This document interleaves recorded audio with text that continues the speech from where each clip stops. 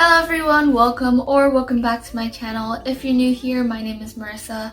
So today I want to share with you guys my experience on using Korean skincare. So I've always heard that Korea had the best skincare, so I really wanted to try it out. So I've been using a starter kit from Some by Me called the Snail Trusica Miracle Repair Starter Kit for a week now. So here's what it looks like. This kit includes a gel cleanser, a toner, a serum, and a cream. Now, I wouldn't say that my skin condition is bad, however, I do struggle with dry skin, acne scars, and sometimes redness. So yeah, I'll show you guys the process of how I apply each product and I'll share my thoughts. Let's go. So first, I'm going to put my headband on and tie my hair back. So the first step is the gel cleanser. The cleanser has a super light texture. When you apply it to your face, it feels very firm, but when you rinse it with water, it quickly develops a lot of bubbles and rinses off pretty nicely. But overall, it feels like it is strengthening my skin and giving moisture.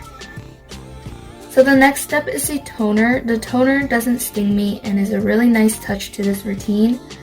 The texture is watery-like and it brightens up my face. So the next step is the serum. The serum has a very light texture and it quickly absorbs into the skin. However, it feels a bit sticky right when you apply it to the face. But overall, it helps with my dehydrated skin, especially on my nose where I get the most acne. So the last step is the cream. The cream works wonders and is a great finishing touch. It absorbs super quickly into my skin, leaving me a feeling of hydration and softness. So this is the end of the review, just some ending thoughts to wrap this up. So overall, this did not make a huge transformation in my skin. However, it could be because I've only been using this for a week and my skin condition wasn't too bad. So maybe it would have showed a bigger difference on someone who struggles more with their skin. But anyways, this definitely helped with hydrating my skin and getting rid of some of my acne scars.